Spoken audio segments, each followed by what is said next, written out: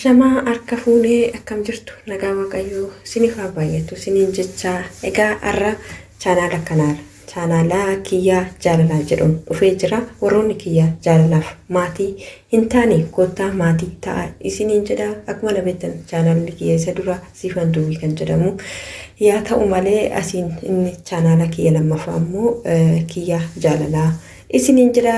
Kiyyaa jaalalaa irratti wantan isinii qabadhee dhufu wantoota babbareedaa wantoota nama bashannansiisan karaa fuulduraa isinii qabadhee dhufuuf ta'a.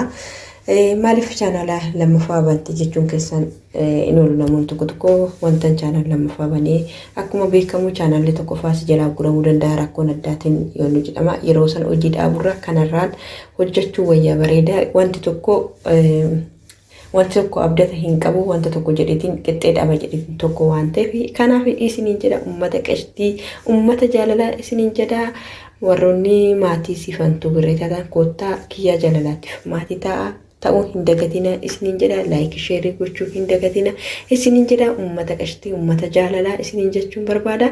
Egaa isiniin jedha kottaa maatii ta'a isiniin jedha. Egaa irraa wantoota gorsa akka gorsaatitti namaaf ta'u jedhee dhufe.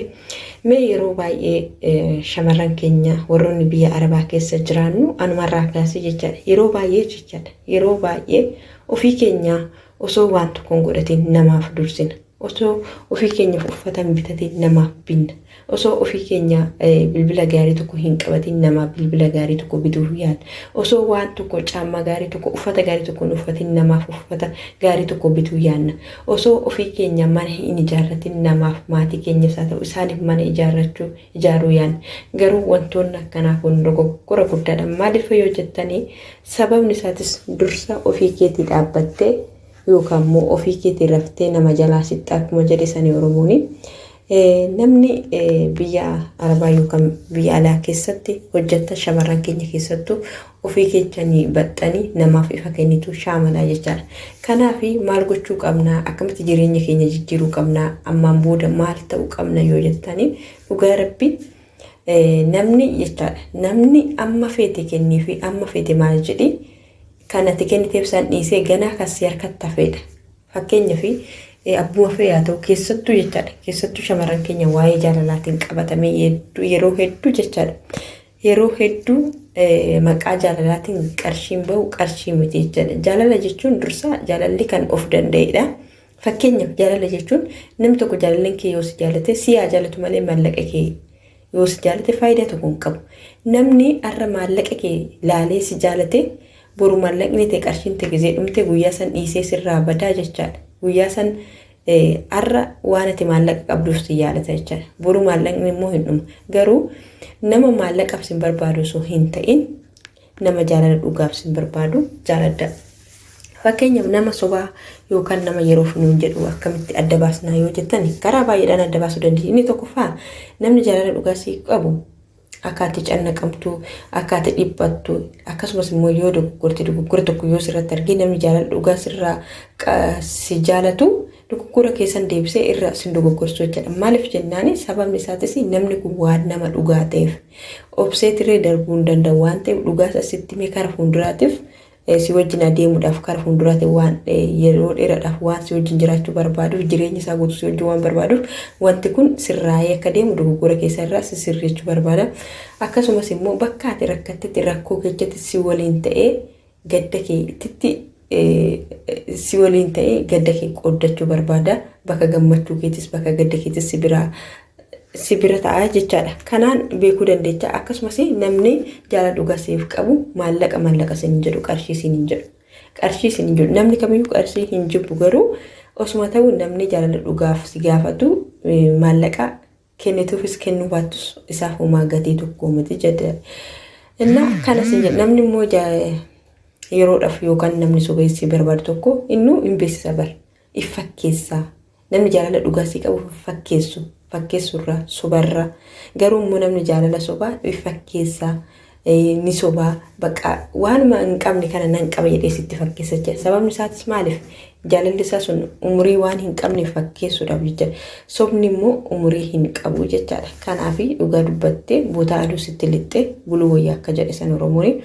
Kanaaf shamarran keenya yeroo baay'eedha namaaf ta'uu dhiistanii ofii kechanii mataa kechanii gad dhaabbadha. Nama kamiyyuu haa ta'u jaalallee kee haa ta'u akkasumas maatii kee haa ta'u maal haa ta'u maatii kee akka nama tokkootti gargaarii akka nama tokko akka isaan oolmaa isaanii oolassanii oolmaa maatii ofii baasuun ni ulfaata.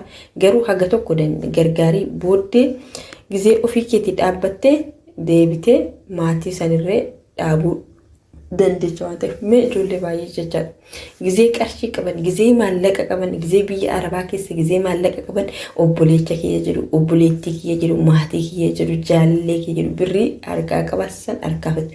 Yoo ati harkaa qabde namni kamiyyuu fira keeti dhugaa rabbii namni kamiyyuu fira keeti yommuu ati harkaa dhabde immoo namni garagalee si ilaalu hin jiru. Namticha har'a ati gargaartee barsiisaa turte namticha har'a ati waan hunda taate barsiisaa turte inni boruu gizee ati biyya keetitti galte inni hojii qabate tuffatee si bira darba geemmoo ati dhabde ishii bee gargaartee sadarkaa kanaan nageechi na barsiiste namni siin jedhu tokko hin jiru. Kanaaf shamarran biyya Arabaa ofitti deebi'a sammuu keessanitti deebi'a of ta'a jiraadha. Dhugaa rabbii akkasumas immoo nama jaalattanii nama jaalala irratti soo miidhamtan hin gaddina dhugaa gammadaa malee maaliif jennaani waaqayyoo sababa qabaa isarraa adda na baasii jettanii gammaduu qabdu malee boochanii sammuu keessan dhibbisuun qabdu. Sirriidha ni ulfaata jaalallee nama tokko waliin turtee abdattee faa keessattuu yommuu si ganee yookaan maallaqa kee nyaachuu danda'a yookaan maal ta'uu danda'a.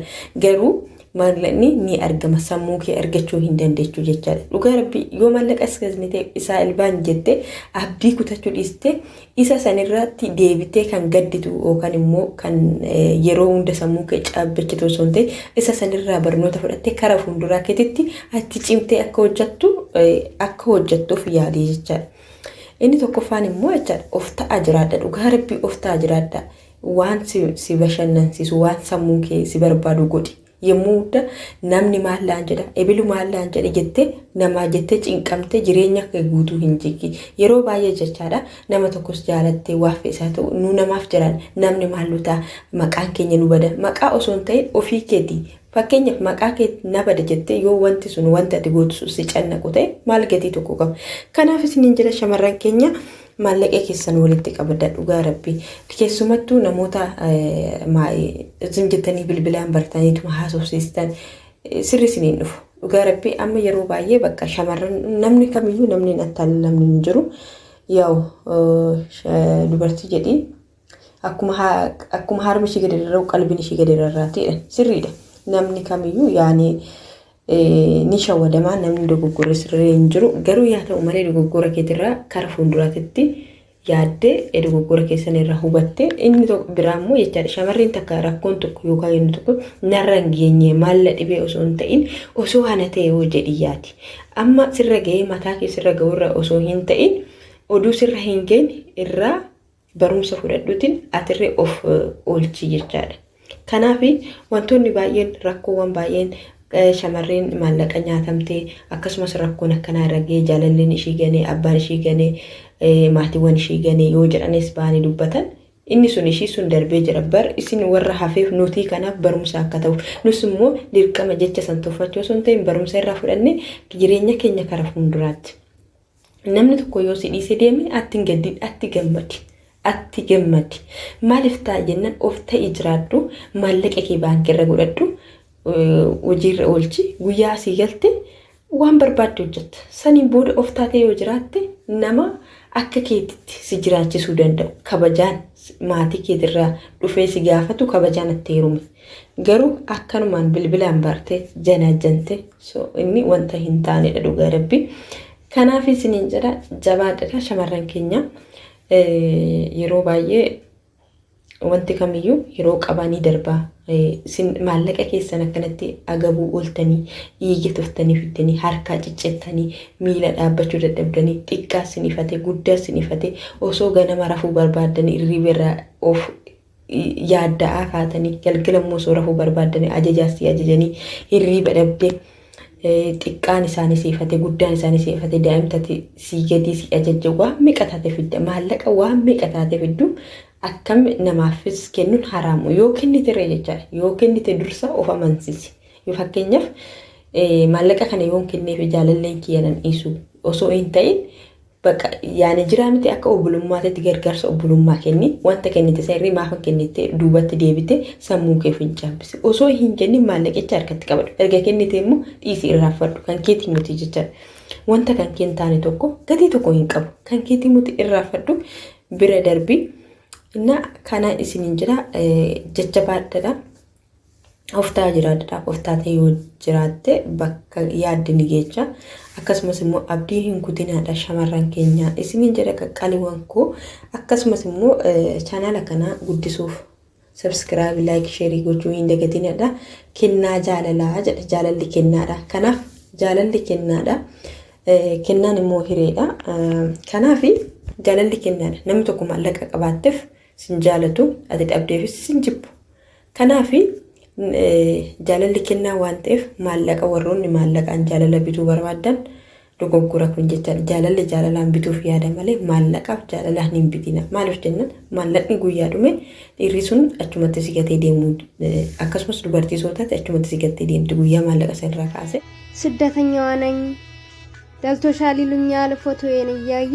የሰው ሀገር ኑሮ ሲቃይና ላዩ ስደተኛዋ ነኝ ያልፍልኝ እንደው ባይ እንዳይከፉብኝ ሁሉንም አባባይ ወይ ስደተኛዋ ነኝ ደልቶሻል ይሉኛል ፎቶዬን እያዩ የሰው ሀገር ኑሮ ሲቃይና ላዩ ስደተኛዋ ነኝ ያልፍልኝ እንደው ባይ እንዳይከፉብኝ ሁሉንም አባባይ ወይ ስደተኛዋ ነኝ ደልቶሻል ይሉኛል ፎቶዬን እያዩ የሰው ሀገር ኑሮ ሲቃይና ላዩ ስደተኛዋ ነኝ ያልፍልኝ እንደው ባይ እንዳይከፉብኝ ሁሉንም አባባይ ወይ ስደተኛዋ ነኝ ደልቶሻል ይሉኛል ፎቶዬን እያዩ የሰው ሀገር ኑሮ ሲቃይና ላዩ ስደተኛዋ ነኝ ያልፍልኝ እንደው ባይ እንዳይከፉብኝ ሁሉንም አባባይ ወይ ስደተኛዋ ነኝ ደልቶሻል ይሉኛል ፎቶዬን እያዩ የሰው ሀገር ኑሮ ሲቃይና ላዩ ስደተኛዋ ነኝ ያልፍልኝ እንደው ባይ